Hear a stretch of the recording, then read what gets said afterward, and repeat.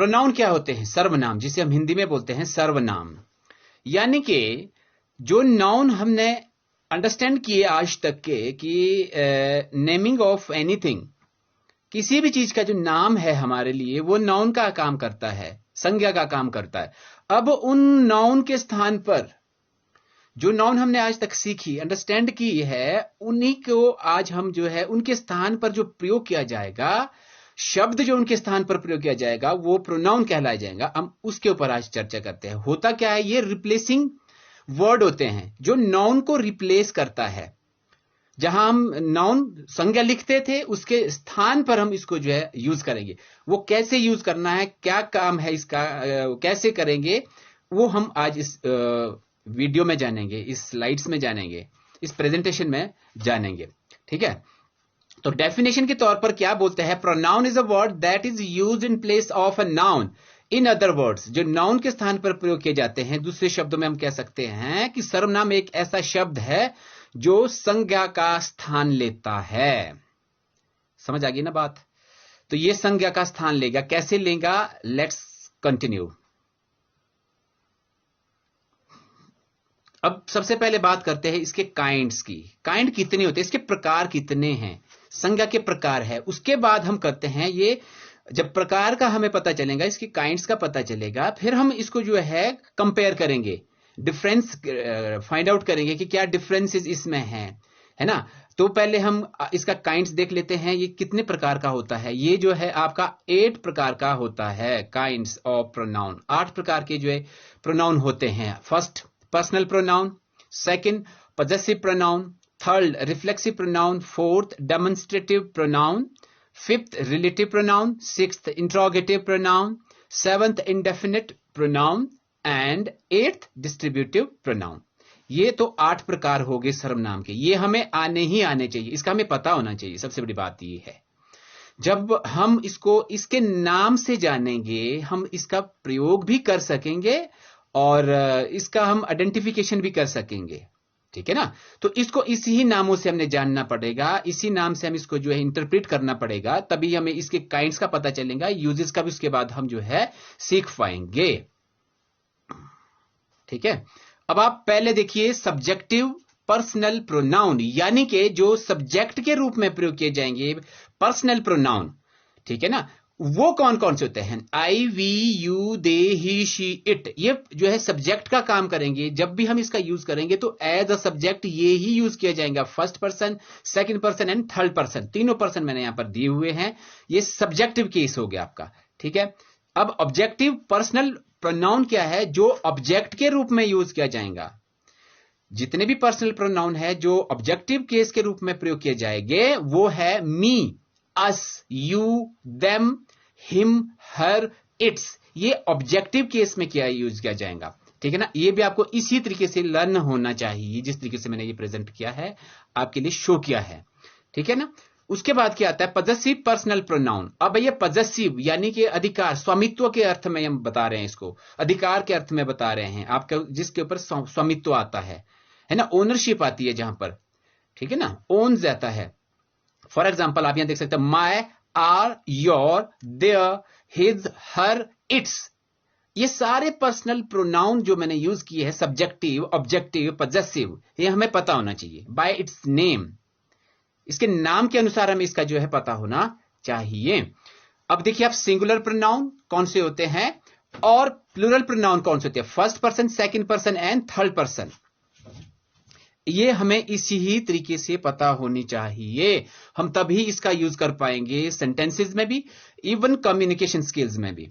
ठीक है ना। अब देखिए आप इसको, जो टेबल मैंने यहां पर बनाया है, सिंगुलर प्रोनाउन, ये सिंगुलर में जो यूज होने वाले हैं, प्लूरल में जो यूज होने वाले हैं, subjective pronoun, objective pronoun and possessive pronoun. आप देख सकते हैं इसमें जो है जितने भी मैंने रो एंड कॉलम बनाई हैं, आप देखो, first person, second person and third person. ठीक है ना। अब सब्जेक्टिव केस, जैसे कि मैंने आपको फर्स्ट स्लाइड में दिखाया था, आई, यू, ही, शी, इट, ये आपके first person, second person, third person का सब्जेक्टिव केस हो गया, हिंदी में आप देख सकते हैं। उसके बाद ऑब्जेक्टिव केस में आओ, मी, योर, हिम, हर, इट्स।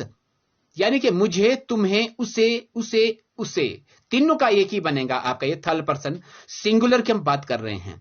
अब पॉजेसिव केस में आइए आप, है ना, स्वामित्व के अर्थ में, माय, माइन, योर, है ना, हिज, हर, इट्स, है ना। With Hindi you can identify its particular name where it is particularly used. ठीक है ना। हम इसको इसी ही तरीके से अंडरस्टैंड करेंगे और इसी तरीके से हम इसको फाइंड आउट करेंगे सेंटेंसेस में। Whenever we are going to read, whenever we are going to present, whenever we are going to deliver speech, making the sentences, जब जब भी हमें सेंटेंस बनाने पड़ेंगे, जब जब भी हमें लगेगा कि हमने इसको इंटरप्रेट करना है, कहीं आप सेंटेंस पढ़ रहे हैं, न्यूज़पेपर पढ़ रहे हैं, मैगजीन पढ़ रहे हैं, कुछ भी आप पढ़ रहे हैं, इंग्लिश की कोई भी बुक ले रहे हैं, उसको आपने इस तरीके से इंटरप्रेट करना है जिस तरीके से आप इसको अंडरस्टैंड आज कर रहे हैं। अब प्लूरल प्रोनाउन देखिए आप, सेम है आपका ये, जैसे सिंगुलर में प्लूरल में चलेगा, आपको पता है ये जो है first person, second person, third person, subjective case, objective case and possessive case.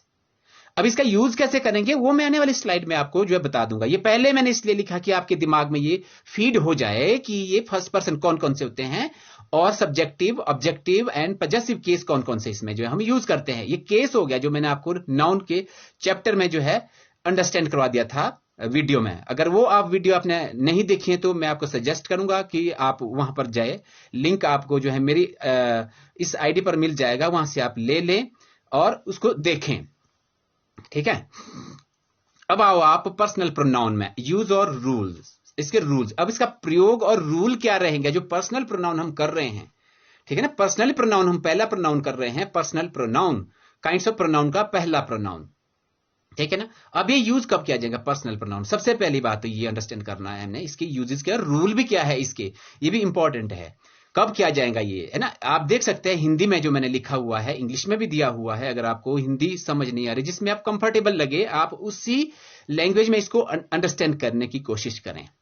ठीक है। मैं हिंदी में बता देता हूं आपको। जब सभी व्यक्तिगत सर्वनाम एक वचन होते हैं, अब जितने भी एक वचन की मैंने आपको बता दिए थे पहले, मैंने सिंगुलर प्रोनाउन, है ना, एक वचन में होते हैं तो सर्वनाम का क्रम होना चाहिए। अब आपको पता है जब व्यक्तिगत, जब पर्सनल प्रोनाउन को जब हम एक वचन में लेते हैं तो उनका क्रम, ऑर्डर क्या होता है, पहला स्थान कहां आएगा, कौन आएगा। अगर तीनों पर्सन को हम यूज कर रहे हैं, पर्सन को, तो पहला स्थान जो प्राप्त करेगा वो सेकंड पर्सन हम यूज करेंगे। फर्स्ट में हम सेकंड पर्सन को लेंगे, दूसरे स्थान पर हम थर्ड पर्सन को लेंगे और तीसरे स्थान में हम फर्स्ट पर्सन को रखते हैं। यानी कि इसका जो रूल होता है ना 2 3 1 है। लग रहा है पता।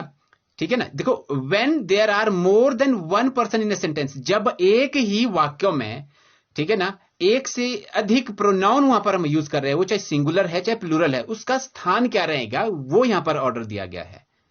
ठीक है ना। The order of the personal pronoun should be, अब यहां पर ये दिया हुआ है, आपका लाएगा, पहले आएगा सेकंड पर्सन, दूसरे स्थान पर आएगा थर्ड पर्सन, तीसरे स्थान पर आएगा आपका फर्स्ट पर्सन। ये ऑर्डर आपका उस पर्सनल प्रोनाउन में रहेगा। ये रूल आपको याद रखना 2 3 1। ठीक है। दूसरा रूल क्या है, if all personal pronouns are singular, अगर सारे ही पर्सनल प्रोनाउन सिंगुलर है, आ रहे हैं, सेंटेंस में यूज किए जा रहे हैं, and the sentence refers about accepting error और मिस्टेक और गिल्ट फीलिंग, ठीक है ना, the pronounce order should be, अगर उसमें आपको वाक्य में त्रुटि या गलती या फिर अपराध की भावना को स्वीकार करने के बारे में है, सेंटेंस इसके बारे में, या फिर, है ना, या कोई त्रुटि हो सकती है, आपका एरर हो सकता है ना, गिल्टी के बारे में है, अगर वो ये सेंटेंस आपको बता रहा है तो सर्वनाम का क्रम क्या होना चाहिए, पहला स्थान जो प्रथम व्यक्ति का, दूसरा स्थान द्वितीय व्यक्ति का, तीसरा स्थान मतलब कि थर्ड पर्सन का, यानी कि इसी क्रम में चलेंगे, फर्स्ट सेकंड एंड थर्ड। कब, जब आपके सेंटेंस में अगर कोई गलती के बारे में बताया गया है, त्रुटि के बारे में बताया गया है, या फिर गिल्टी के, अपराध के बारे में अगर कोई है, तो क्रम सेम रहेगा, first second and third, otherwise not. और वो दूसरी बात है कि ये सिंगुलर में हो। समझ आ गई ना बात। थर्ड रूल क्या कहता है, when all personal pronouns are plural, दूसरा ये, जब आपके पर्सनल प्रोनाउन प्लूरल होंगे, ठीक है ना, the persons order should be, फिर इसका ऑर्डर क्या होना चाहिए। अब देखो, फर्स्ट फर्स्ट में कौन आएगा? फर्स्ट पर्सन, सेकंड पर्सन में सेकंड, थर्ड में फिर भी सेम रहेगा।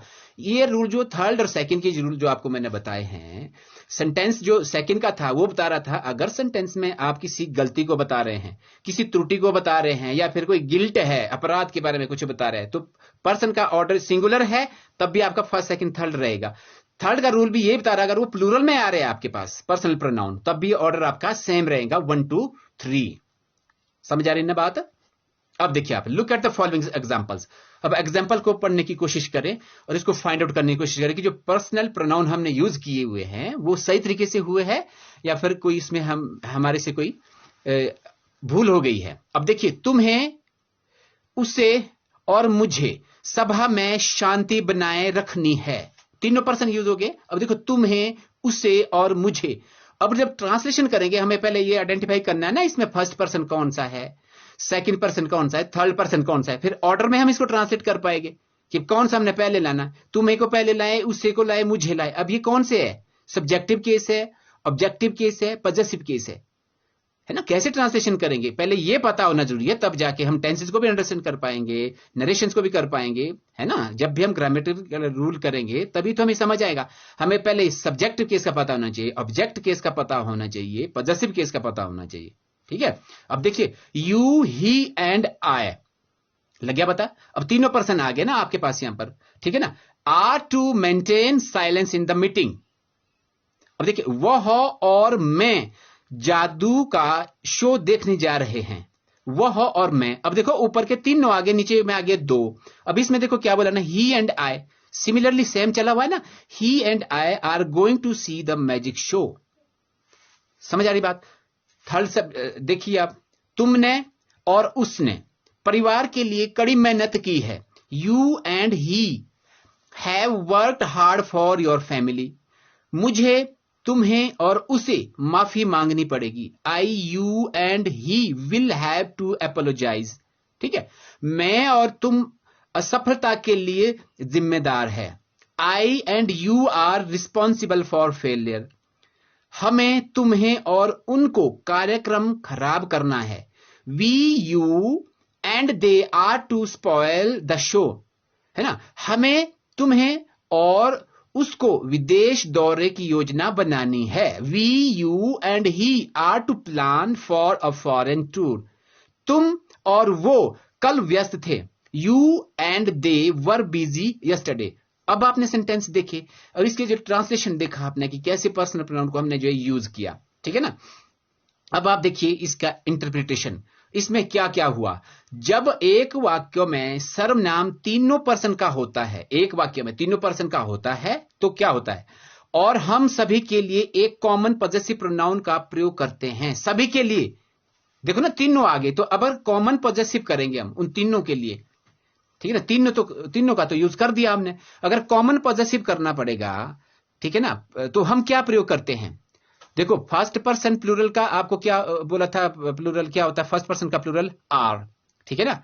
तो हम आर का ही प्रयोग करेंगे अगर तीनों पर्सन यूज कर रहे हैं। जहां भी फर्स्ट पर्सन प्रोनाउन आता है, कॉमन पॉजेसिव प्रोनाउन हमेशा फर्स्ट पर्सन प्लूरल का ही होता है। अब आपको यह पता होना चाहिए कि जहां तीनों पर्सन यूज किए जाएंगे तो कॉमन उनका जो क्या होगा, प्लूरल आई का जो बनता है are, I, we, you, they, he, she, it, जो ये तो अलग पर्सन हो गए ना, फर्स्ट पर्सन का प्लूरल हम लेंगे उसमें। दूसरा क्या है, सेकंड पर्सन और थर्ड पर्सन के संयोजन के सामने मामले में हम सेकंड पर्सन प्लूरल का प्रयोग करते हैं। अब अगर जहां पर सेकंड पर्सन और थर्ड पर्सन दिए होगे, 2 ही पर्सन दिए होगे, तो वहां पर हम सेकंड पर्सन वाले को का प्लूरल लेंगे, थर्ड वाले का नहीं लेंगे। समझ आ रही है बात? अब तीसरा क्या है, when the pronouns in a sentence is of all the 3 persons and we are to use common possessive pronoun for all. अगर सभी सेंटेंस में 3 पर्सन यूज किए गए हैं, समझ आ रही है? देखो इंग्लिश में क्या था, ऊपर से ये हिंदी में था और नीचे इंग्लिश में दिया गया, ये सेम है। समझ आ गई बात? अगर फिर भी आपको कंफर्टेबल नहीं हो रहा, आप इसका स्क्रीनशॉट लेके अंडरस्टैंड करने की कोशिश करिए हिंदी और इंग्लिश में कि इसमें क्या मैंने लिखा हुआ है। अब टेबल देखिए आप, उसमें मैंने क्या शो किया हुआ, यहां से आपको पूरा समझ आ जाएगा। अब देखिए, persons of the pronoun, persons of the pronoun first plus second plus third, अगर तीनों आएंगे तो इनका पॉजेसिव आर बनता है, ओ यू आर। ठीक है ना? सेंटेंस में देख सकते हैं आप, we, you and they will submit our reports today. अब यहां क्या बोल रहा है, हम, तुम और वो आज अपनी रिपोर्ट दाखिल करेंगे। यहां पर अपनी सबके लिए पॉजिटिव में आया है, इन तीनों के लिए। तो इसका अपनी का क्या बनेगा, आर बनेगा, अगर ये तीनों पर्सन हम यूज कर रहे हैं। अब देखिए यहां पर वी, यू एंड दे, तो इसका पॉजिटिव केस अगर हमने इकट्ठा बनाना है तो क्या बनेगा, आर बनेगा।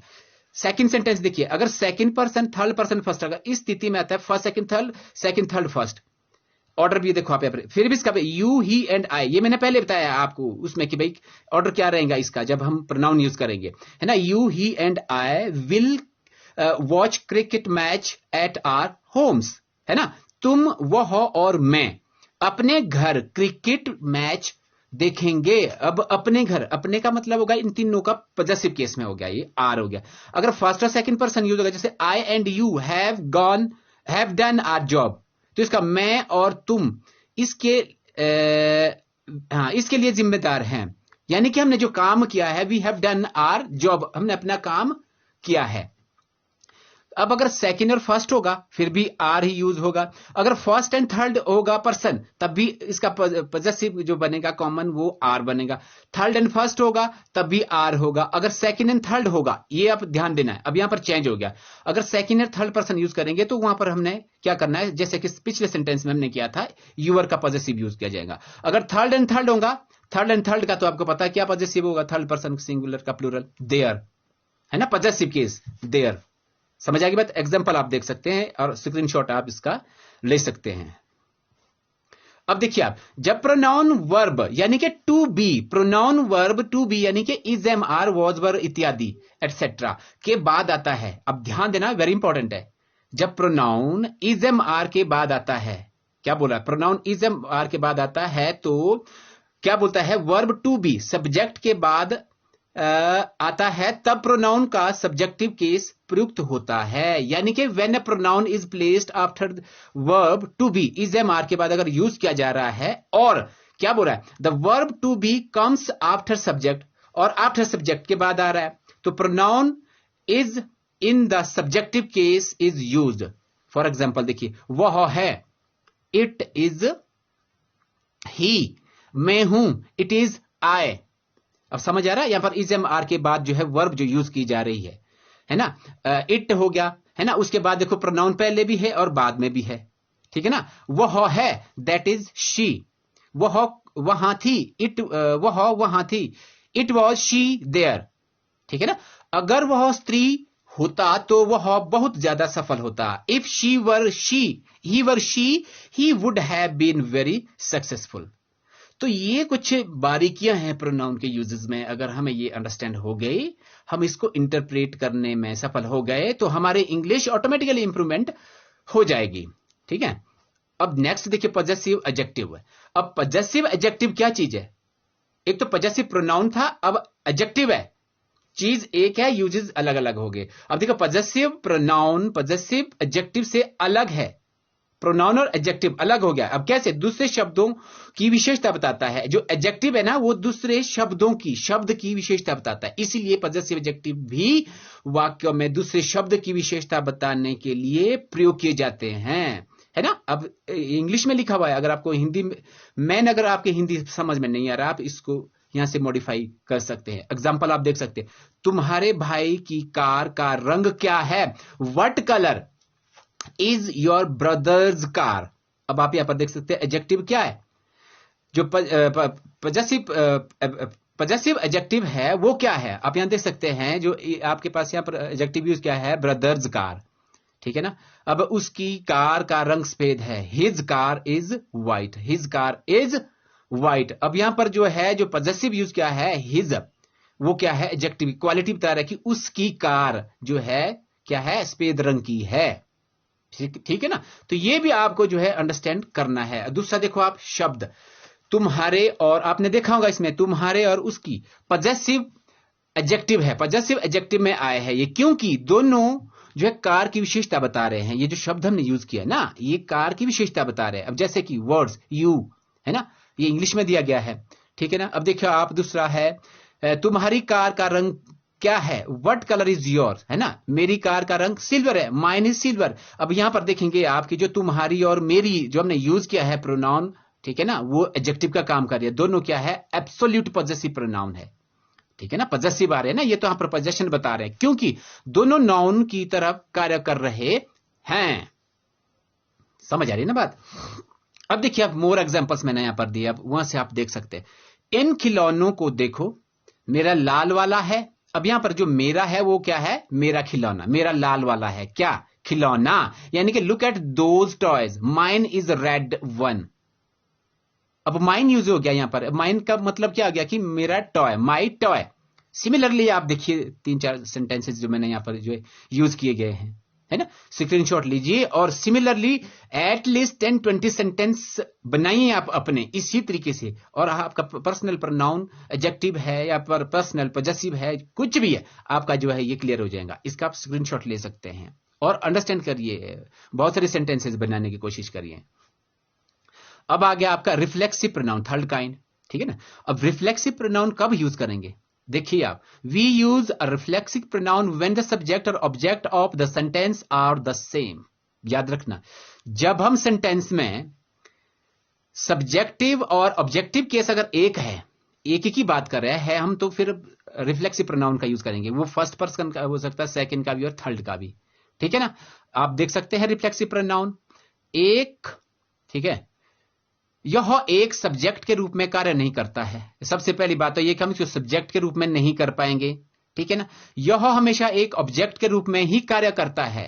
आप ऐसा नहीं बोल सकते my self such and such, my self this and this, ठीक है ना। कई बार ही सुना है, जब आप इंट्रोडक्शन देते हैं तो माई सेल्फ लगाते हैं पहले, क्योंकि ये सब्जेक्टिव केस में यूज नहीं होता है। हाँ, उससे पहले आपका कोई सब्जेक्टिव केस यूज हुआ है, उसके बाद आप कर सकते हैं, नो डाउट, ठीक है ना। और इससे इसमें सब्जेक्ट और ऑब्जेक्ट के बीच बातचीत की जरूरत होती है। अब वो तो है ये, जब आप सब्जेक्ट और ऑब्जेक्ट करेंगे तो कुछ ना कुछ तो एक्शन करेगी, है ना। यह सर्वनाम के साथ सेल्फ और सेल्व्स को जोड़कर बनता है, तो हमें पता है, my self, her self, your self, it self, है ना। तो इस तरीके से ये जो है बनाया जाता है। आप देख सकते हैं स्लाइड्स में मैंने यहां पर दिए हुए सिंगुलर प्रोनाउन, प्लूरल प्रोनाउन, है ना। कितनी बारी मैंने इसको कोई 100 बार इसमें यूज किया है। इस तरीके से आपको ये खुद समझ आ जाएगा कि हमने ये कैसे करना है, किस तरीके से करना है, अंडरस्टैंड करना है, ठीक है ना। अब पर्सन को देखिए, फिर देखिए पर्सनल सब्जेक्ट में, पर्सनल ऑब्जेक्ट में, फिर है पॉजेसिव प्रोनाउन, उसके बाद रिफ्लेक्सिव प्रोनाउन। बस एक और जोड़ा है इसमें, बाकी सेम हमने जो है इसको अंडरस्टैंड किया। सिंगुलर हो गया, first person, second person, third person. अब देख सकते हैं पर्सनल प्रोनाउन में, पर्सनल सब्जेक्ट में, सब्जेक्ट के केस में अलग से किया जाएगा। पर्सनल ऑब्जेक्ट के केस में कौन कौन से यूज किए जाते हैं, पॉजेसिव में कौन कौन से यूज किए जाते हैं सिंगुलर में, और रिफ्लेक्सिव में कैसे बनेगा, my self, your self, him self, her self, it self, ठीक है। रिफ्लेक्सिव में क्या बनता है, अपने आप, तुमने अपने आप, उसने अपने आप। प्लूरल में भी इसी तरीके से बनेगा, first person, second person, third person, है ना। वी, यू, दे। देखिए आप उसका सब्जेक्टिव केस देखिए, ऑब्जेक्टिव केस देखिए, पॉजेसिव देखिए, रिफ्लेक्सिव देखिए, तभी तो हम इसका यूज कर पाएंगे ना, तभी हम इसको अंडरस्टैंड कर पाएंगे, ट्रांसलेट कर पाएंगे। स्पोकन लैंग्वेज हम इंप्रूव कर सकते हैं जब हमें पर्सन का ही पता नहीं है, बाकी वर्ड तो दूर की बात है। नए वर्ड कहां से फाइंड आउट कर पाएंगे, वर्ड मीनिंग हमें कहां से आएगा, जब तक हमें ये बेस ही पता नहीं है, हम बाकियों की दूर की बात तो दूर की बात है, समझ रहे हो। तो ये मेन है हमारे लिए, जब तक हमें ये पता नहीं है कि पर्सन हम यूज कर रहे हैं वो कब कब यूज करना है, कौन सा सब्जेक्टिव है, ऑब्जेक्टिव है, पॉजेसिव है, रिफ्लेक्सिव है, ये हमें पता होना चाहिए। सबसे पहली बात है, अगर इंग्लिश हमने बोलनी सीखनी है तो ये जरूरी है। अब डिफरेंस देखिए आप रिफ्लेक्सिव में और नॉन रिफ्लेक्सिव में, है ना। अब जहां रिफ्लेक्सिव और नॉन रिफ्लेक्सिव में क्या आप देख सकते हैं, इसमें रिफ्लेक्सिव प्रोनाउंस कौन से हैं, कैसे इसको यूज करना है, और नॉन रिफ्लेक्सिव प्रोनाउन वाले। अब देखिए एग्जांपल फर्स्ट में आपको रीड कराता हूं, next rest you will do through your own reading and by taking your screenshots and make of your own sentences और also by following the same method, है ना। इंप्रूवमेंट करिए, क्लेम करिए, learn करिए इस चीज को, ये मेन चीज है। बाकी वर्ड तो हमें आ जाएंगे, ऑटोमेटिकली आ जाएंगे अकॉर्डिंग टू आवर रिक्वायरमेंट। हमारी जो भी रिक्वायरमेंट रहेगी उसके अनुसार हम इसको कर सकते हैं। ये नहीं है जरूरत, ये उसकी और ज्यादा टेंशन नहीं लेने की, हमें ये वर्ड नहीं आता है, ये वोकैबुलरी नहीं आती है, हमें बोलना नहीं आता है, अरे वो हम सीख लेंगे। पहले हमें ये तो सीखें कि ये तो पता होना चाहिए कि हम पर्सन को यूज करें तो करें, कैसे करें, कौन सा केस कहां जा रहा है, कैसे जा रहा है, वर्ड ऑटोमेटिकली हम लर्न कर देंगे इसके हिसाब से, ठीक है।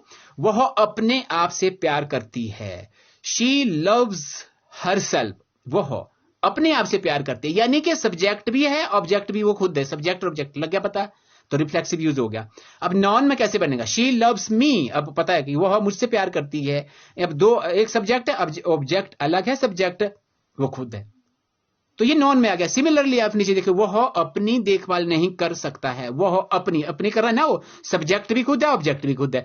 उधर देखिए आप, वह उसकी देखभाल नहीं कर सकती है, वह उसकी, अब वह आ गया, उसकी आ गया, यानी कि हिम, यानी कि थर्ड पर्सन की हम बात करें, डिफरेंट हो गया, यहां पर डिफरेंट पर्सन की हम बात करें। Similarly you can take these all example by taking your screenshot और बाय लर्निंग एंड रीडिंग, ठीक है। और सर इस तरीके से इसको जो फाइंड आउट करिए आप।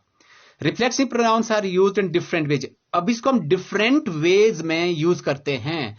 रिफ्लेक्सिव प्रोनाउंस का प्रयोग वर्ब के डायरेक्ट ऑब्जेक्ट के तौर पर होता है, यह भी पता होना चाहिए, डायरेक्ट ऑब्जेक्ट के तौर पर भी होता है, ठीक है ना। आप लेफ्ट हैंड साइड देखिए हिंदी में और राइट हैंड साइड देखिए इंग्लिश में दिया गया है, उसको आप अंडरस्टैंड करिए, ठीक है ना। यहां वाक्यों में सब्जेक्ट और ऑब्जेक्ट एक ही है और सब्जेक्ट के कार्य का प्रभाव सब्जेक्ट पर ही पड़ता है। अब देखिए उदाहरण के लिए, वह सभी घरेलू काम खुद करती है, वह सभी घरेलू काम खुद करती है। अब शी और हर सेल्फ एक ही व्यक्ति है ना, वह सभी घरेलू काम खुद, सब्जेक्ट भी ऑब्जेक्ट भी खुद हो गया आपके पास यहां पर, ठीक है। दूसरा रूल देखिए कि क्या ये डिफरेंस करेंगे। रिफ्लेक्सिव प्रोनाउंस ऑब्जेक्ट के प्रेपोजिशन के तौर पर प्रयुक्त होता है, अब हम इसको प्रेपोजिशन के तौर पर भी यूज कर सकते हैं, समझ आ रही बात है। जब क्लॉज का सब्जेक्ट वही व्यक्ति हो जो वर्ब का ऑब्जेक्ट या प्रेपोजिशन हो, एग्जांपल, उसने सारी रिसर्च खुद से की, अब लग रहा पता, she did all the research by herself.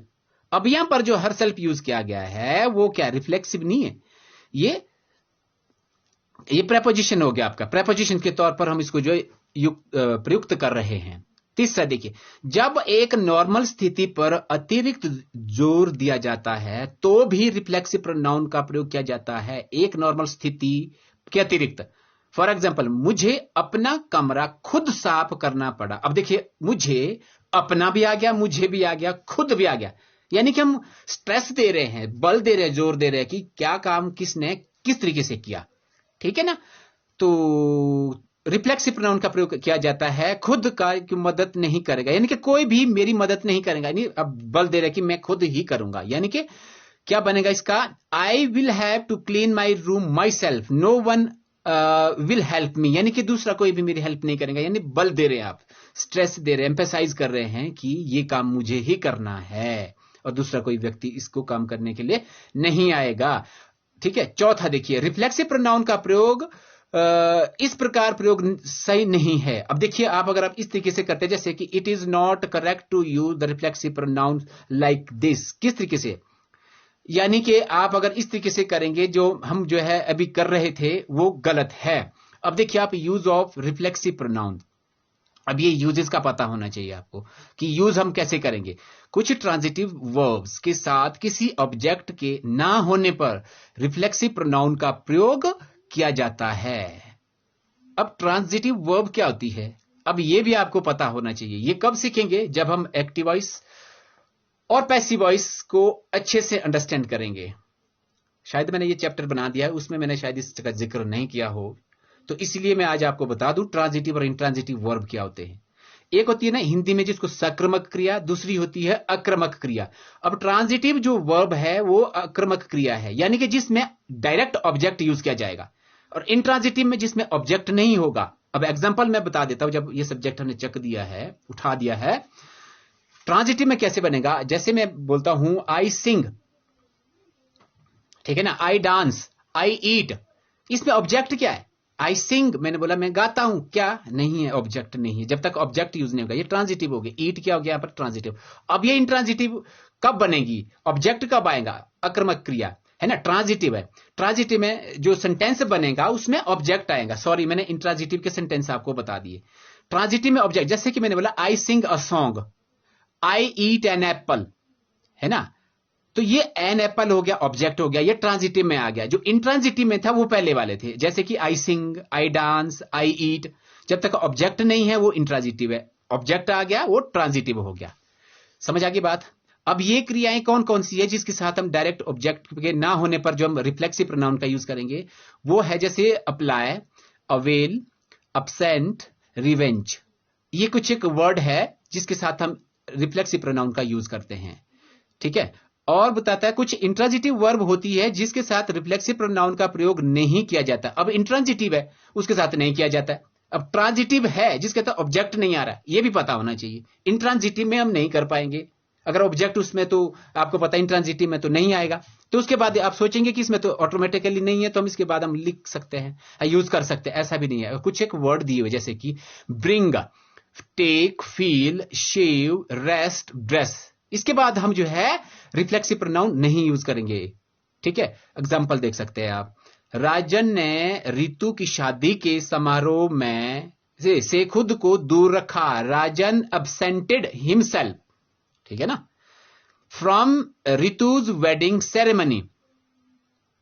Similarly आप नीचे देखिए 3-4 सेंटेंसेस मैंने दिए हुए हैं। इसी रूल को फॉलो करते हुए आप ढेरों सारे सेंटेंसेस बना सकते हैं, ठीक है ना। इसके ऊपर मास्टरी तभी होगी, इसके ऊपर लर्न हम तभी कर पाएंगे जब हमारे पास जो है एम्पल अमाउंट ऑफ टाइम होगा और प्रैक्टिस होगी, तभी हम इसको जो है कर सकेंगे।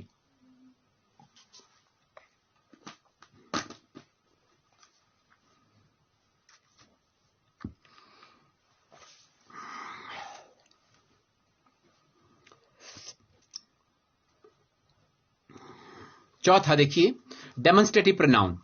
डेमोन्स्ट्रेटिव प्रोनाउन क्या होता है? जब हम किसी को डेमोन्स्ट्रेट करते हैं, यानी कि पॉइंट आउट करते हैं, प्रदर्शन करते हैं किसी चीज का, ठीक है। डेमोन्स्ट्रेटिव प्रोनाउन बताता है कि संज्ञा एक वचन में है कि बहुवचन में है, या निकट में है कि दूर में है ना, उसी चीज को हम बताएंगे। यानी कि पॉइंट आउट करने का मतलब क्या है? आप किसी को बोलते हैं कि वहां देखो, पॉइंट आउट करना है, दूर को देखो वहां पर क्या है, यहां पर क्या है। अब सिंगुलर है कि प्लूरल में है, जब हम किसी चीज को पॉइंट आउट करते हैं उसको हम बताते हैं डेमोन्स्ट्रेटिव प्रोनाउन, ठीक है। अब वो होते कौन कौन से हैं, आप इसका स्क्रीनशॉट ले सकते हैं ज्यादा अंडरस्टैंड करने के लिए, डेफिनेशन के तौर पर, ठीक है। वो कौन से होते हैं? अब आप देखिए, सिंगुलर प्लूरल, नियर और फॉर। नजदीक के लिए सिंगुलर प्लूरल और दूर के लिए सिंगुलर प्लूरल। अब देखिए सिंगुलर, अब नियर अगर पास के लिए हमने करना है, अपने पास और दिस है ना, और उसी का सिंगुलर अगर दूर के अर्थ में करेंगे तो वो दैट हो गया, यह और वह। अब नियर के लिए दिस इज पेन, अगर मैं बताऊंगा दिस इज बॉटल, तो ये नजदीक है। अगर ये ही बॉटल आपकी दूर होती तो उसके लिए मैं क्या बोलता, दैट इज बॉटल, सिंगुलर है। अब सिमिलरली प्लूरल में आइए, दीज, दिस का प्लूरल दीज हो गया, और ये पास के लिए प्लूरल, अगर मानो दो एक बॉटल होती मेरे पास, मैं बताता दीज आर बॉटल्स, है ना। अगर ये दूर होती, सपोज कुछ डिस्टेंस में होती, तो मैं क्या बोलता, those are bottles, that's it, ठीक है। और इसे ही हम क्या बोलते हैं, डेमोन्स्ट्रेटिव प्रोनाउन। समझ आ गई बात? अब आइए आप, the difference between demonstrative pronouns and demonstrative adjective. चीज यही है, एक को कर रहे हैं हम डेमोन्स्ट्रेटिव प्रोनाउन के साथ यूज सेंस में, दूसरा कर रहे हैं डेमोन्स्ट्रेटिव एडजेक्टिव के साथ। ये भी आपको पता होना चाहिए, है ये चीज एक ही है, दिस दैट दीज दोज, है ना। आपको पता है कि डेमोन्स्ट्रेटिव प्रोनाउन क्या है, दिस दैट दीज दोज, ठीक है ना। अब इसे जो है डेमोन्स्ट्रेटिव एडजेक्टिव के रूप में इस्तेमाल किया जा सकता है, पर कैसे? अब देखिए आप इस चीज को, डेमोन्स्ट्रेटिव प्रोनाउन जो होते हैं ये नाउन के स्थान लेते हैं। जो प्रोनाउन होगा ना आपका डेमोन्स्ट्रेटिव प्रोनाउन, ये नाउन का स्थान लेगा, यानी कि नाउन हटाएगा, ये उसका स्थान ले लेगा, समझ आ गई। और दूसरा क्या बोलता है, और अकेले नाउन का कार्य करता है, करेगा, यानी कि ये जो प्रोनाउन डेमोन्स्ट्रेटिव प्रोनाउन है, नाउन की जगह आएगा और नाउन का काम करेगा। दूसरा, डेमोन्स्ट्रेटिव प्रोनाउन के तुरंत बाद वर्ब का प्रयोग किया जाता है। जब हम डेमोन्स्ट्रेटिव प्रोनाउन की बात करें तो डायरेक्ट वर्ब हम इसमें यूज करते हैं, ये तो हमने देखो अंडरस्टैंड कर दिया था अभी। दूसरा क्या है, डेमोन्स्ट्रेटिव एडजेक्टिव नाउन या प्रोनाउन की विशेषता बताते हैं। अब ये क्या करेंगे, नाउन और प्रोनाउन की विशेषता बताते हैं, जगह नहीं लेंगे, उसको नाउन को हटाएंगे नहीं, समझ आ रही ना बात। एंड और क्या, यह अकेले नहीं आते हैं। अब ये अकेले नहीं होगा, ठीक है ना। डेमोन्स्ट्रेटिव एडजेक्टिव के तुरंत बाद वाक्यों में नाउन आता है, पहले डेमोन्स्ट्रेटिव एडजेक्टिव होगा, उसके बाद नाउन आ जाएगा। लेकिन ऊपर क्या था, ऊपर ये अकेला भी रह सकता है, नाउन की जगह भी ले सकता है। लेकिन ये क्या है, अकेला नहीं रहेगा, उसके बाद ये नाउन यूज करेगा और नाउन को रिप्लेस नहीं करेगा। That is the main difference between demonstrative pronoun, demonstrative adjectives. समझ आ गई बात? अब देखिए आप इसको, the difference between demonstrative pronouns and demonstrative adjectives. More examples, demonstrative pronoun, demonstrative adjectives. Examples are in front of you, आप देख सकते हैं। This is very easy, this stands alone, ये अकेला है, इसने किसी का स्थान लिया है ना, यह बहुत आसान है। अब यह क्या है, नाउन होगा तो वो नहीं लिया हमने, इसका स्थान लिया और अपना मतलब ही है, अकेला आ गया। दूसरी तरफ देखिए, this topic is very easy. अब दिस ने क्या ले लिया, नाउन को साथ में ले लिया, इसको मॉडिफाई कर दिया, तो दिस टॉपिक है ना, this topic is very easy, यानी कि this has come before noun topic. अब ये नाउन से पहले यूज आ गया, तो ये दिस यहां पर क्या हो गया, डेमोन्स्ट्रेटिव ना होके डेमोन्स्ट्रेटिव एडजेक्टिव यूज हो गया। दिस इज माइन, यह मेरी है। इज दिस बुक योर्स, क्या यह तुम्हारी पुस्तक है। अब इज से पहले, दिस से पहले, बाद में क्या आया है, बुक, नाउन आया है। आप यहां देखो, डेमोन्स्ट्रेटिव प्रोनाउन के बाद अगर नाउन यूज हो रहा है वो तो एडजेक्टिव यूज होगा, डेमोन्स्ट्रेटिव एडजेक्टिव। जब तक हम इसके ऊपर मास्टरी नहीं करेंगे, मास्टरी का मतलब मेरा ये, जब तक प्रैक्टिस नहीं करेंगे स्पीकिंग की, राइटिंग की, सेंटेंसेस की, ये हमें पहले ऊपर ऊपर से ही चला जाएगा, हमें बैठेगा नहीं। फर्स्ट साइट में तो पता भी नहीं चलता कि ये हो क्या रहा है, कर क्या रहे हैं, ठीक है ना। तो जब तक हम इसको ध्यान से नहीं समझेंगे, अंडरस्टैंड करेंगे, हमें नहीं आएगा। दिस इज वेरी इंपॉर्टेंट, ठीक है ना। अब देखिए, सिमिलरली आप बहुत सारे सेंटेंसेस मैंने दिए हुए हैं, आप उसको खुद अंडरस्टैंड करिए, स्क्रीनशॉट लीजिए और ढेरों सारे सेंटेंसेस बनाइए, आपको ये अंडरस्टैंड हो जाएगा। Demonstrative adjective, demonstrative pronoun. अब रिलेटिव प्रोनाउन। अब रिलेटिव प्रोनाउन कौन से होते हैं, ठीक है, जो किसी के साथ रिलेट करते हैं, व्यक्ति, वस्तु आदि का जो है संबंध बताते हैं कि उनका उसके साथ क्या संबंध है, समझ रहे। अब जैसे कि ये डिस्क्राइब करेंगे आपको, नाउन को और डिस्क्राइब करेंगे। जैसे एग्जांपल देखो आप, डायरेक्ट में ये डेफिनेशंस दी हुई है, आपके अंडरस्टैंडिंग के लिए दी गई हुई है। देखिए आप, टू फंक्शन ये यूज करते हैं रिलेटिव प्रोनाउन, सब्जेक्ट के, क्रिया के सब्जेक्ट या ऑब्जेक्ट के रूप में, ये तो पता है आपको, सब्जेक्ट और ऑब्जेक्ट के रूप में भी हम इसको यूज कर सकते हैं, रिलेटिव प्रोनाउन, ठीक है। और दूसरा क्या है, आश्रित क्लॉज को मुख्य क्लॉज से जोड़ने के लिए कंजंक्शन का कार्य करना। और दूसरा ये है, जो है मेन क्लॉज के साथ सुबॉर्डिनेट क्लॉज को जोड़ता है, कनेक्ट करता है। ये मेन क्लॉज और सुबॉर्डिनेट क्लॉज, ये मैं क्लॉजेज और फ्रेजेस में क्लियर करा दूंगा आपको, समझ आ रही है बात। अब देखिए आप, रिलेटिव क्लॉज वो होती है जो रिलेटिव प्रोनाउन जैसे कि that, what, who, which, whose, when से शुरू होती है, इसको हम रिलेटिव क्लॉज बताते हैं। अब समझ आ गई बात, क्या होता है रिलेटिव क्लॉज, जब इन प्रोनाउन से शुरू होती है ना, that, what, who, which, whose, when से शुरू होती है, उन्हें हम क्या बोलते हैं, रिलेटिव क्लॉज बताते हैं। और वे जो है उन नाउन को पहचानने, उन नाउन, जो नाउन होगा ना उसको पहचानने, वर्णन करने या फिर उनके बारे में ज्यादा जानकारी देने में प्रयुक्त होती है। जो उनसे पहले आते हैं, जो उनसे पहले आएंगे, उसी के लिए ये जो है यूज किए जाते हैं। आप डेफिनेशन देख सकते हैं, स्क्रीनशॉट भी आप इसको ले सकते हैं। देखिए आप, let's look at the following tables to understand it better. Understand करते हैं इसको भला कैसे। सेंटेंस देखिए, I know Jaya who helped me in Delhi.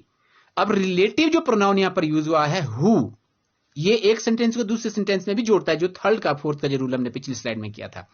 अब देखिए, एंटीसीडेंट क्या है, प्रीसीडिंग नाउन। एंटीसीडेंट का मतलब है जो आप उसके बाद यूज कर सकते हैं, परवर्ती, पूर्ववर्ती में जो यूज करते हैं, जया है ना, उसकी जो है एंटीसीडेंट है ये, इससे पहले आया गया जो है ना, हु से पहले जो आया है, जिसको जोड़ रहे हैं वो जया है ना। फंक्शन क्या कर रहा है, डिफाइनिंग द नाउन, नाउन को जो डिफाइन कर रहा है, relative functions of the relative pronoun, noun को डिफाइन कर रहा है, कि यहां पर जया को डिफाइन कर रहा है कि किसने कहां क्या किया था। सेकंड में देखिए, we release the parrot which came again in the cage. अब विच क्या हो गया, रिलेटिव प्रोनाउन हो गया। अब किसको, एंटीसीडेंट किसको कर रहा है, ये पैरेट को कर रहा है। और डिफाइनिंग द नाउन, यानी कि पैरेट को डिफाइन कर रहा है कि वो बाद में केज में आया। Similarly, two more sentences are written there. Find out its similarities and write your own sentences likewise, and you will see the differences within you. है ना। सिमिलरली यहां पर देखिए आप सेम दिए है मैंने सेंटेंसेज, आप इसको फाइंड आउट करिए, स्क्रीनशॉट लीजिए और यूज करिए कि कैसे हम रिलेटिव प्रोनाउन को यूज करते हैं, है ना, कैसे हम इसको जोड़ते हैं, कैसा इसका यूजेज होता है, हम यूज करते हैं, इवन हम बोलते भी हैं इंग्लिश में, यही चीज सिमिलरली बताते हैं, but we don't know how it is spoken, कि कैसे बोले जाते हैं। हम बोल तो लेते हैं, अब कैसे बोलते हैं गॉड नोज, पर जब तक अनटिल और unless it is not clear to us how we have framed that kind of sentences, then it is ridiculous for us, है ना, हमारे लिए भी एक अजीब है ना, जब तक हमें ये जानकारी नहीं है, मैंने यूज तो कर दिया, लेकिन how we have framed the sentences, तो ये पता भी होना बहुत जरूरी है हमारे लिए, ठीक है।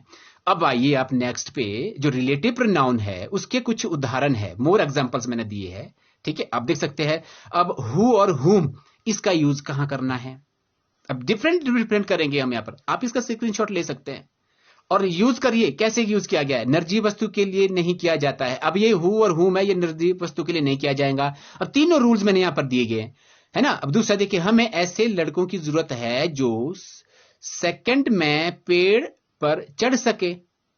अब देखिए, we need boys who can climb the tree in seconds. अब यहां पर जो हुम है, जो ये यूज किया जाएगा, ये निर्जीव वस्तु के साथ नहीं किया जाएगा। ये 3 एग्जांपल दिए गए, आप इसको फॉलो करिए, स्क्रीनशॉट लीजिए और इसको फॉलो करिए, सेंटेंसेस को बनाने की कोशिश करिए, ठीक है ना। और ये एक बात याद रखना कि हु और हुम जो है, ये जो है एनिमेट और इनएनिमेट के साथ नहीं यूज किया जाता। एनिमेट के साथ यानी कि जो जीवित है उनके साथ ये यूज किया जाता है, निर्जीव वस्तु के साथ इसका यूजेज नहीं होता है। उसके बाद हुज का इस्तेमाल कब करते हैं, इसका इस्तेमाल जीवित चीजों के लिए किया जाता है, लाइफ लिविंग थिंग्स के साथ इसका यूज किया जाता है हुज का। एग्जाम्पल मैंने आपके पास यहां पर दिए हुए हैं, इसको फॉलो करिए और ढेरों सेंटेंसेस बनाइए और इसको रटिए, दिमाग में रखिए कि ये हुज है, हम इसको यूज तो करते हैं, लेकिन किसके लिए यूज करते हैं, जीवित वस्तुओं के लिए या निर्जीव वस्तुओं के लिए यूज कर रहे हैं। एग्जाम्पल आप देख सकते हैं या स्क्रीनशॉट लेके इसको आप फॉलो कर सकते हैं। अब विच, इसका प्रयोग निर्जीव चीजों या जानवरों के लिए किया जाता है, हमें पता होना चाहिए कब यूज करते हैं, कैसे करते हैं। एग्जाम्पल आप देख सकते हैं, है ना, इसको फॉलो करके आप इसका जो है अपनी इंग्लिश को इंप्रूव करिए, प्रोनाउन को इंप्रूव करिए, है ना। अब दैट और व्हाट एंड दैट, अब इसको अंडरस्टैंड करना आपने, इन दोनों के स्थान पर कौन सा यूज किया जाएगा। अब देखो, व्हाट और दैट, वर्ड का इस्तेमाल उन वस्तुओं के लिए किया जाता है जिनसे पहले कोई एंटीसीडेंट नहीं आता है, इससे पहले कोई एंटीसीडेंट, कोई वर्ड नहीं आता है। जब कोई एंटीसीडेंट पहले आता है वह तब क्या करना है, वर्ड के स्थान पर दैट का प्रयोग किया जाता है। एग्जाम्पल आप देख सकते हैं, देखिए, जो नहीं कहा जा सकता वह नहीं कहा जाना चाहिए। What can not be said must not be said. अब देखो ना, हमने व्हाट का प्रयोग किया, इससे पहले कुछ भी नहीं आया, जो नहीं कहा जा सकता, what can not be said, ठीक है, मस्ट नॉट बी सेड। दूसरा देखिए, मुझे पता था कि वह उसे क्या देना चाहती है, I knew what she wanted to give him. ये जब तक हम सेंटेंसेस को खुद से भी फ्रेम नहीं करेंगे, ये ऐसे नहीं आने वाला है हमें, जो है सिर्फ अगर देखने से या फिर सुनने से। जब तक हम इसको सेंटेंस नहीं बनाएंगे, फाइंड आउट नहीं करेंगे कुछ डिफरेंस अपने से, कोई अगर सेंटेंस बन रहा है उसको आप बोलिए और बनाइए, ट्रांसलेट करिए, सिमिलरली आपका जो है आंसर क्लियर हो जाएगा। अब दैट हु विच, अब दैट हु विच जो है ये कब यूज किया जाता है। अब देखिए, जब 2 एंटीसीडेंट में से एक व्यक्ति हो और दूसरा जानवर।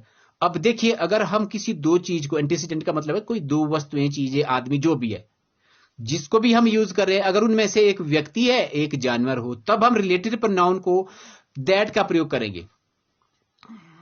समझ आ रही है। अब जैसे एग्जांपल देखो आप, वो महिला और उसकी बिल्ली जिसने पार्टी में ज्यादा ध्यान नहीं खींचा हमले में शामिल थी।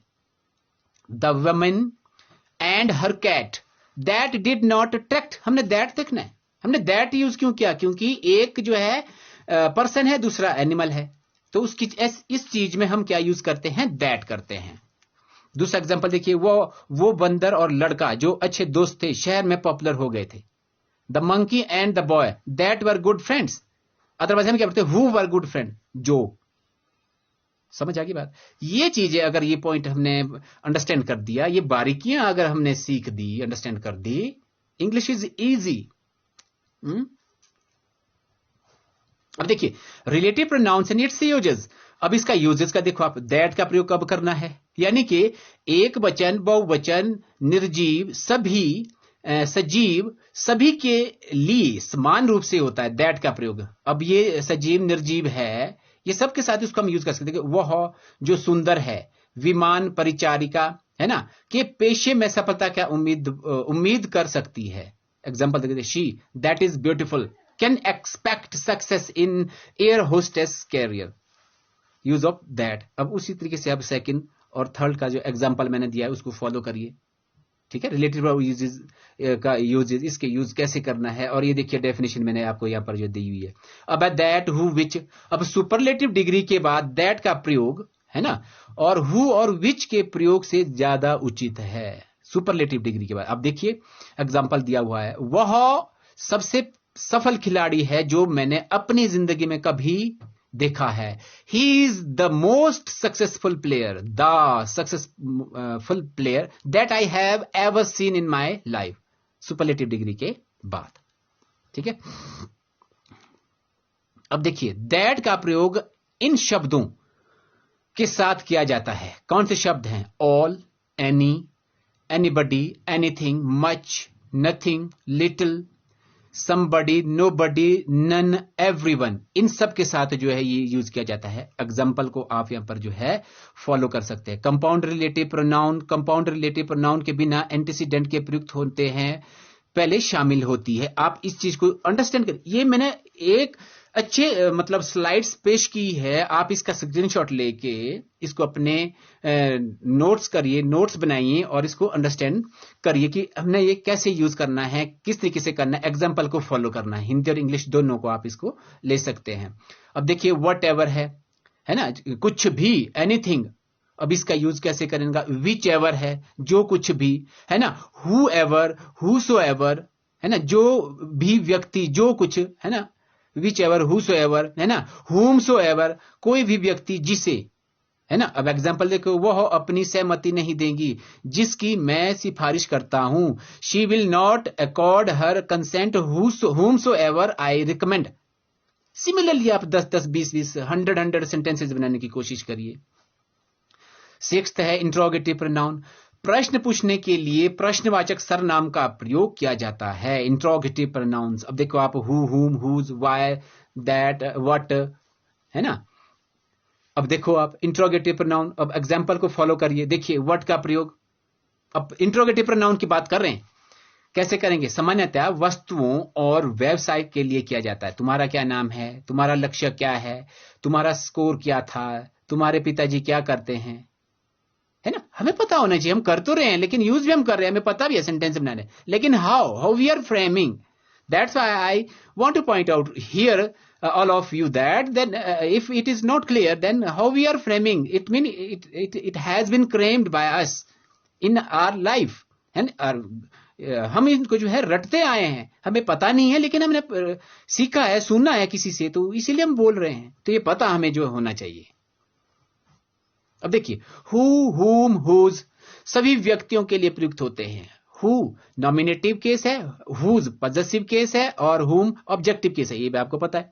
अब करिए आप, देखो नीचे एग्जांपल मैंने दिए हुए इतने, इसको फॉलो करके कहां का यूज करना है, कैसे यूज हो रहा है, सब्जेक्टिव है, ऑब्जेक्टिव है, पॉजेसिव केस है ना, लग गया ना, तीनों का पता हो गया। एग्जांपल आप इसको देखो आप और 10-10 सेंटेंस बनाने की कोशिश करो, similarly which I have framed over here. अब देखिए विच सजीव और निर्जीव दोनों के लिए प्रयुक्त होता है। अब बनाइए आप निर्जीव और सजीव के लिए। इंट्रोगेटिव प्रोनाउन की बात कर रहे हैं, आपने ये भूलना नहीं है कि 8 काइंड्स होते हैं प्रोनाउन के, उसके डिफरेंट काइंड्स को हम एक्सप्लेन कर रहे हैं यहां पर, कंफ्यूज नहीं ना। सिमिलरली अब रिपीट भी हो सकते हैं प्रोनाउन, लेकिन फंक्शन अलग अलग है उसका।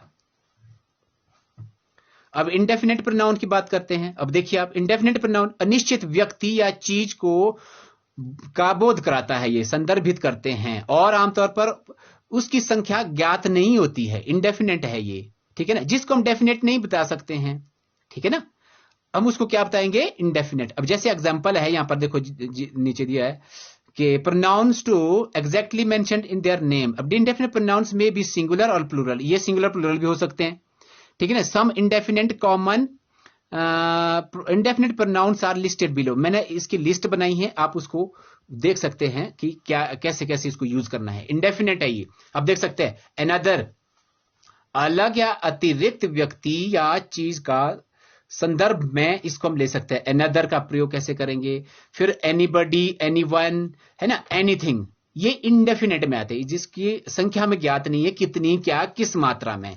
एग्जाम्पल भी मैंने दी हुई है, देखिए आप इसको फॉलो करिए, है ना। सिंपल सिंपल दिया, हिंदी और इंग्लिश में दिया गया है ये, ठीक है। फिर देखिए आप ईच, ईदर कैसे यूज होगा, है ना। अब ईच देखो, दो या दो से अधिक लोगों या वस्तुओं में से प्रत्येक के संदर्भ में हम इसका यूज करते हैं। अब ईदर का, दो लोगों या चीजों में से किसी एक के संदर्भ में, किसी दो में से एक को चुनना, या ये या फिर वो, इस तरीके से, ठीक है ना। एग्जाम्पल देखिए आप, इसको सिर्फ स्क्रीनशॉट लेके इसके ऊपर प्रैक्टिस कीजिए, ठीक है ना। अब देखिए इनफ, जितनी जरूरत हो उतना अधिक या फिर कई, है ना, पर्याप्त मात्रा में, है ना। पर्याप्त मतलब पर्याप्त, enough means enough. Everybody, everyone, universal, सभी लोगों के संदर्भ में हम इसको यूज करते हैं, ठीक है। ये इसके भी आप 10-10 सेंटेंसेस बनाइए, है ना, नोट बनाइए, नोट्स बनाइए। उसके बाद देखिए आप कितने जो है इसके पर मास्टरी करते हैं। एवरीथिंग, है ना, लिटिल, कैसे यूज करना है इसको, आप लिटिल अमाउंट में, एवरीथिंग को सभी लोगों के संदर्भ में हम इसका यूज कर सकते हैं। लिटिल कर देखो थोड़े की मात्रा में, refer to small amount, amount के लिए हम इसको यूज कर रहे हैं, है ना। मच देखो आप, एक बड़ी राशि के संदर्भ में हम इसका यूज कर सकते हैं। फिर नीदर, ना तो ये ना तो वो, है ना। सेंटेंसेज आप देखिए, मेरे दो बेटे हैं, दोनों में से किसी की भी सरकारी नौकरी में रुचि नहीं है, किसी की भी, मतलब नीदर, ना उसकी ना उसकी, है ना। अब देखिए आप यहां पर एग्जाम्पल, फिर नो बडी, नो वन, है ना, नथिंग, कोई वस्तु नहीं, है ना, कोई नहीं, कोई व्यक्ति नहीं, नो बडी, नो वन। एग्जाम्पल को फॉलो करिए आप, है ना। जब तक प्रोनाउन, देखो आप कितने सारे प्रोनाउंस हमने डिफरेंट डिफरेंट कैटेगरीज में डिस्कस कर दिए, है ना। टाइम आप हमारा देखो 1 घंटा होने वाला है, ठीक है ना, और अभी तक प्रोनाउन कंप्लीट नहीं हुआ है। मजे की बात देखिए आप, ठीक है ना। अब वन भी यूज किया जाता है, अब वन काउंटिंग में भी होता है, वन प्रोनाउन में भी यूज किया जाता है। कौन से प्रोनाउन है ये? वन इंडेफिनेट प्रोनाउन, है ना, एक अनिर्दिष्ट व्यक्ति को रिफर करने के लिए। अब जैसे one can not enter in our office without permission, कोई भी बिना अनुमति के हमारे कार्यालय में प्रवेश नहीं कर सकता। वन कैन नॉट, वन का मतलब एक नहीं है, मतलब कोई भी हो सकता है, ये जो है इसलिए तो इंडेफिनेट प्रोनाउन कहा गया, जिसकी कोई निश्चित संख्या नहीं है। अदर, ये तो हम मैक्सिमम यूज करते हैं, ठीक है ना। आप देखिए इसको कैसे करते हैं हम इसको यूज। कोई दूसरा व्यक्ति आपकी चिंता नहीं कर सकता है, अनदर पर्सन में not worry about you. Plenty, अधिक मात्रा के संदर्भ में यूज किया जाता है। समबडी, समवन, एक अनिर्दिष्ट और अज्ञात व्यक्ति को रिफर करने के लिए किया जाता है। समबडी, समवन, जिसका हमें पता नहीं है, ठीक है। समथिंग, एक अनिर्दिष्ट या अज्ञात वस्तु के लिए, ये वस्तु के लिए समथिंग, और समबडी, समवन, जीवित के लिए और निर्जीव वस्तु के लिए समथिंग यूज किया जाता है, ठीक है। फिर प्लूरल प्रोनाउंस, अब देखिए बोथ, दो लोगों या चीजों को एक साथ संदर्भ करने के लिए, है ना। अब फ्यू, लोगों या चीजों की एक छोटी संख्या के अर्थ में यूज किया जाता है ना। कुछ चुने गए थे, फ्यू वर सिलेक्टेड। एग्जाम्पल को जब तक आप फॉलो नहीं करेंगे हमें यह समझ नहीं आएगा, किसी भी हालत में समझ नहीं आएगा। इसीलिए जब तक हम इस चीज को अंडरस्टैंड नहीं करेंगे हमें समझ नहीं आएगा। अब देखिए फ्यूअर, मेनी, अदर्स, ये प्लूरल में यूज किए जाते हैं। कैसे? Follow this example. बहुत कम लोगों या चीजों के संदर्भ में यूज करने के लिए। मेनी, बड़ी संख्या में लोगों या चीजों के लिए यूज किया जाता है। अदर्स, हमारे अलावा अन्य व्यक्तियों को रिफर करने के लिए यूज किया जाता है, ठीक है ना। एग्जाम्पल, जब तक एग्जाम्पल को फॉलो नहीं करेंगे हमें यह समझ नहीं आएगा, नहीं आने वाला है। स्क्रीनशॉट लीजिए, अंडरस्टैंड करिए और इसके ऊपर प्रैक्टिस करिए, लिखिए, सेंटेंसेस को बनाने की कोशिश करिए, हो सके तो बोलने की कोशिश करिए, ठीक है। अब देखिए सिंगुलर और plural pronouns, all, more, most, with example यहां पर दिया गया है, ठीक है। आप इसको फॉलो करिए और अंडरस्टैंड करिए, ठीक है। अब देखो नन, सम एंड सच कैसे यूज करना, सिंगुलर और प्लूरल दोनों के अर्थ में हम इसको अगर यूज कर रहे हैं तो, है ना। फिर है distributive, last one, pronoun. Distribute करना, किसी चीज को वितरित करना, यानी कि व्यक्तियों वस्तुओं को एक एक करके या समूह में सामूहिक रूप से के बजाय अलग अलग के संबंधित इसको यूज किया जाता है, डिस्ट्रीब्यूटिव कहते हैं। और most of the distributive pronouns are indefinite pronoun also. इसको हम इंडेफिनेट भी बताते हैं डिस्ट्रीब्यूटिव को, वहीं से लिए गए है चुन के। प्रोनाउन सिमिलरली हो गया, आपको वहां से उनको कैटेगरी अलग अलग की गई है, इसमें कंफ्यूज नहीं होना, वो कैटेगरी हमको जो है लर्न रखनी है। एग्जाम्पल देख सकते हैं आप, प्रत्येक को उपहार दिया गया था, everyone was given a prize. Distributive यानी कि वो इंडेफिनेट भी है और डिस्ट्रीब्यूट भी इसलिए किया गया, इसको हम डिस्ट्रीब्यूट कर रहे हैं कि जिसको हम वितरित कर रहे हैं। Similarly you can find out the same method, same way of the sentences, ठीक है। अब देखिए difference between distributive pronoun and indefinite pronoun. अब इसमें अंतर क्या है? जो डिस्ट्रीब्यूटिव प्रोनाउन है, व्यक्तियों या फिर वस्तुओं को एक समय में एक को इंगित करते हैं, एक समय में एक को ही इंगित करेंगे अगर हम डिस्ट्रीब्यूटिव प्रोनाउन की बात कर रहे हैं। अगर डिस्ट्रीब्यूटिव प्रोनाउन आमतौर पर सिंगुलर होते हैं, जबकि इंडेफिनेट प्रोनाउन उन व्यक्तियों या वस्तुओं को इंगित करते हैं जिनकी साधारणता संख्या ज्ञात नहीं होती है। इसीलिए तो इंडेफिनेट है, जिसकी संख्या हमें पता नहीं है। और ये प्लूरल में सिंगुलर प्लूरल हो सकते हैं डिस्ट्रीब्यूटिव प्रोनाउन, है ना, सिंगुलर प्लूरल भी, ठीक है ना। और सिंगुलर होते हैं और प्लूरल भी होते हैं। ये इंडेफिनेट तो है तो कर सकते हैं हम इसको सिंगुलर प्लूरल कैटेगरी में इसको रख सकते हैं। एग्जांपल को आप देख सकते हैं, हम में से हर एक ने फिल्म देखी। यहां पर एवरीवन एक इंडेफिनेट प्रोनाउन है, क्योंकि यह हम में से हर एक को दर्शाता है।